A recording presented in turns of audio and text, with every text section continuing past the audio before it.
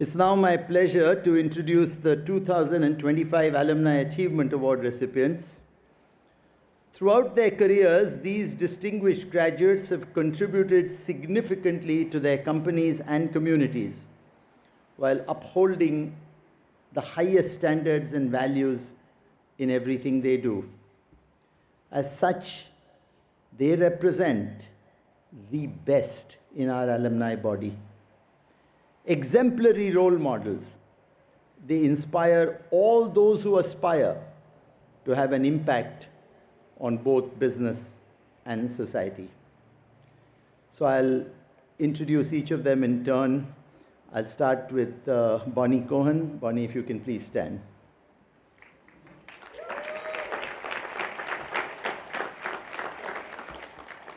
Bonnie R. Cohan MBA, 1967.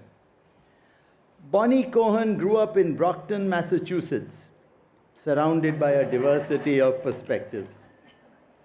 Bonnie's father graduated from Harvard Business School in 1940 and encouraged her to apply. Though one of only a handful of women in the MBA program, she soon thrived on the case methods problem-solving approach. Tenacious but never dogmatic, Bonnie used that skill in a career driven by curiosity and challenge. Working in consulting, finance, and operations, she drew on her roots, reaching out to others for the best ideas. That open mindset, coupled with Bonnie's commitment to practical solutions, found an ideal match in the US government. At the Department of the Interior, she introduced visitor fees at the national parks to ensure their preservation for future generations. Then, at the invitation of Madeleine Albright, Bonnie served as Under-Secretary of State for Management. In 1998, when terrorists bombed US embassies in Kenya and Tanzania, she responded with empathy and pragmatism, working tirelessly and in partnership with others to invest in infrastructure and upgrade security. Today, Bonnie continues to serve Washington, having used her financial know-how and persistence to lead a renaissance of the DC public libraries, a truly democratic institution, she will tell you, open to all. Congratulations, Bonnie, and thank you.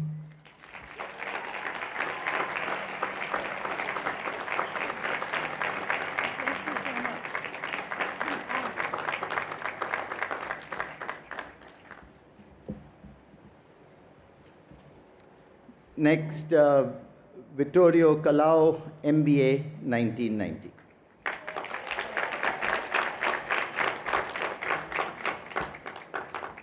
Back in the 1990s, Vittorio Calao read a book, The Death of Distance, that described how the internet would revolutionize the way we communicate.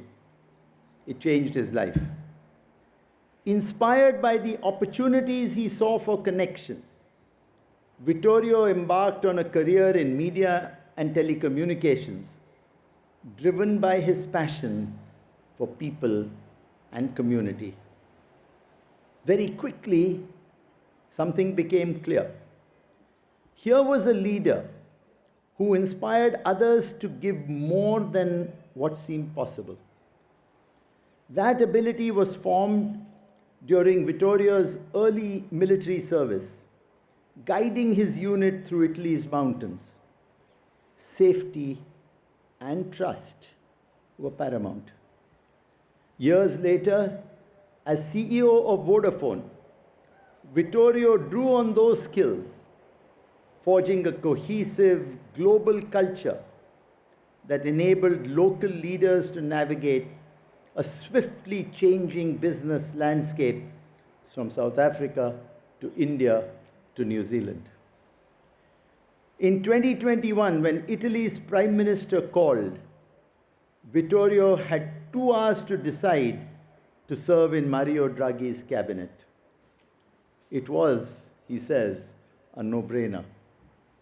As Minister for Innovation, Digital Transition and Space, he increased digital services, launched Italy's cybersecurity agency, and financed its first satellite constellation for research and public service.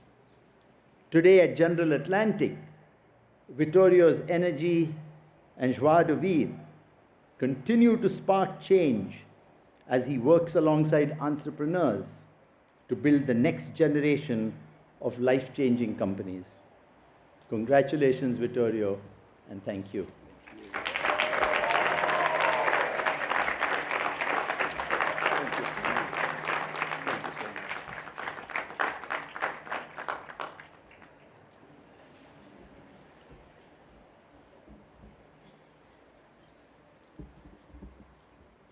Next, Deborah Farington MBA 1976. Debbie, please come.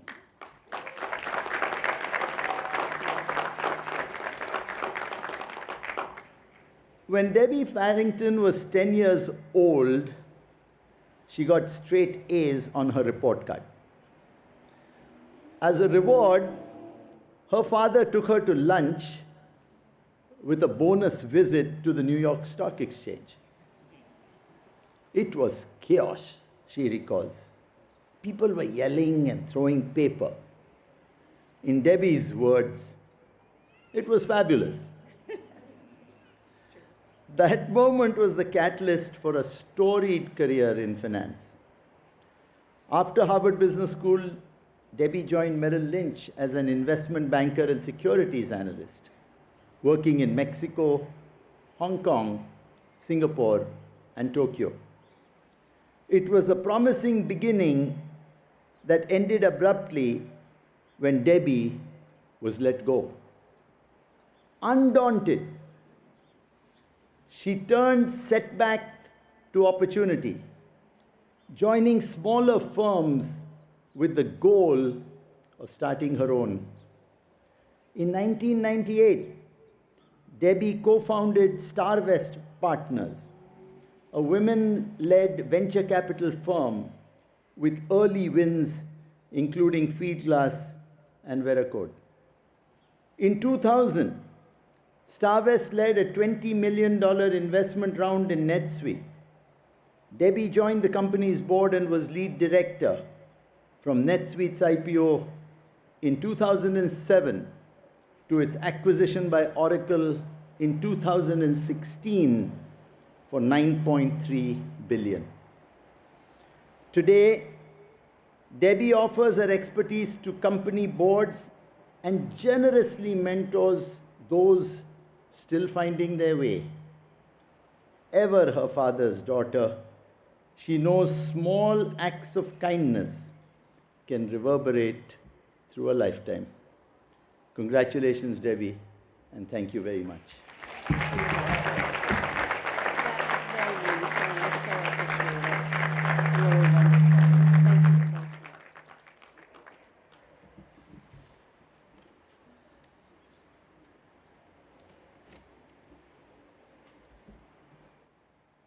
Next, Jeremy Grantham, MBA 1996. Jeremy, please come.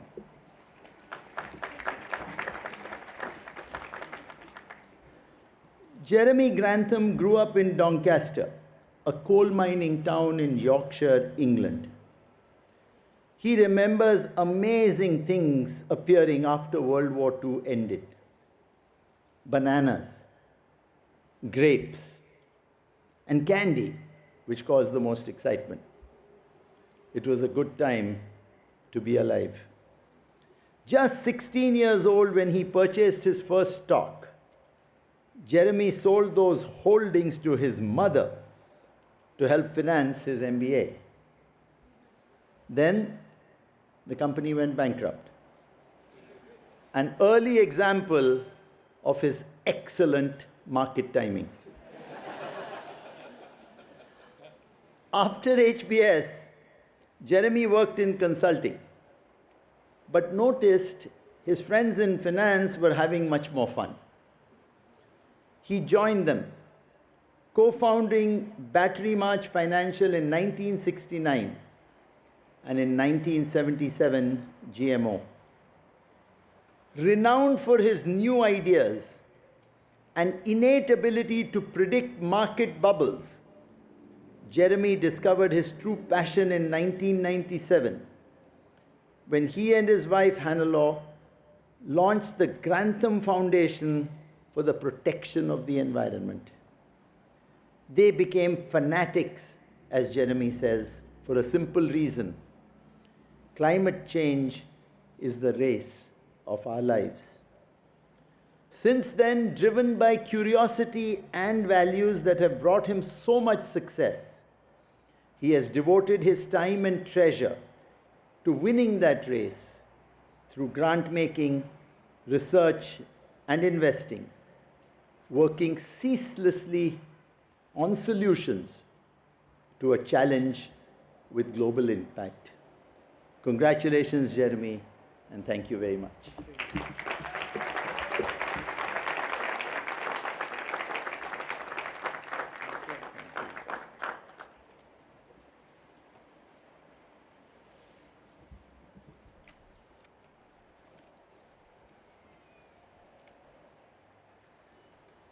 And now to John Rice. John Rice, MBA, 1992.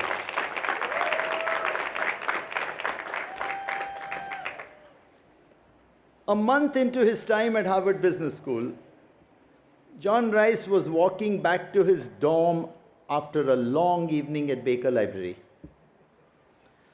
A Latin American studies major at Yale, he'd never worked on a spreadsheet and was struggling. Could he do 2 years of this? Yes, he could. In fact, John found his time in the MBA program transformative. Yet he noticed there weren't many people of color sharing his experience. That realization planted a seed in John's mind. After Harvard Business School, he worked at Walt Disney and the NBA, a dream job for someone who played basketball in college. But that seed had started to grow. John worked on nights and weekends to create management leadership for tomorrow before taking the plunge to making it a full-time endeavor. For more than 20 years, he has led MLT, building it into what it is today, a national organization that touches thousands of lives as it expands economic mobility, helps rising leaders maximize their impact, and advances inclusive, fair workforce cultures for all. Drawing on John's experience as an athlete, MLT uses the same high accountability coaching, feedback, and support that drives excellence in sports, cultivating talent and ensuring access to opportunity for all. Congratulations, John, and thank you very much.